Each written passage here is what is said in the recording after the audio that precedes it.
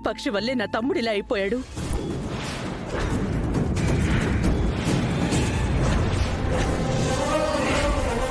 అత్తయ్య వల్ల మాత్రమే కాదు మమ్మీ, ఆ రాజుగాడి కుటుంబం వల్ల కూడా.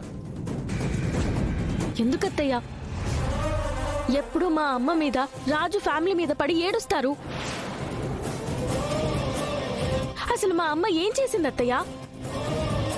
ఏంటి ఇంకా ఏం చేయాలి రూపా? మన మీద పోటీగా నించుంది అంటే మీ నాన్న మీద పోటీగా నించున్నట్టు.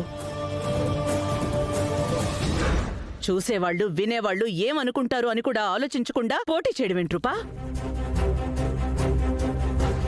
వదిన గారు పోటీ చేయడం వల్ల అన్నయ్య కిందికిలా అవుతుందక్క. నామినేషన్ అప్పుడు అన్నయ్య చెప్పాడు కదా, ఇది ప్రజాస్వామ్యం, ఇక్కడ ఎవరైనా పోటీ చేయొచ్చు అని.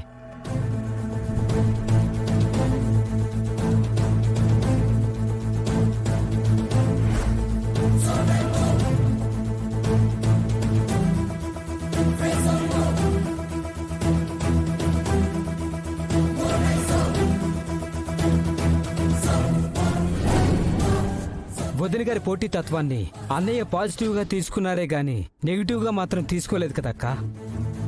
ఏంటి తమ్ముడు ఎప్పుడూ లేంది వదిన గారి మీద ప్రేమ గుమ్మరించేస్తున్నావు? అది కాదక్క, అన్నయ్య కళ్ళు తిరిగి పడిపోవడానికి వదిన గారు కారణం కాదని చెప్తున్నాను, అంతే. అయితే మావయ్య ఎందుకు ఇలా పడిపోయారు చిన్న మావయ్య? అబ్జర్వేషన్ లో ఉంచండి. Okay madam. మావయ్య లోపల ఎంత కుమిలిపోయి ఉంటే ఇలా చతికిలు పడిపోయి ఉంటారు. అన్ని బయటికి చెప్పుకోలేకపోవచ్చు కదా.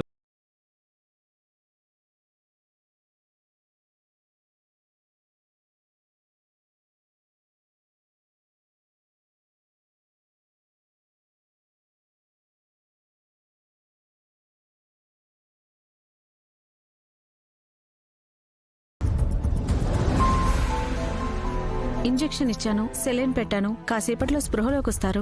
మా నాన్నని చూడొచ్చా డాక్టర్? చూడొచ్చు, వెళ్ళండి. Thank you.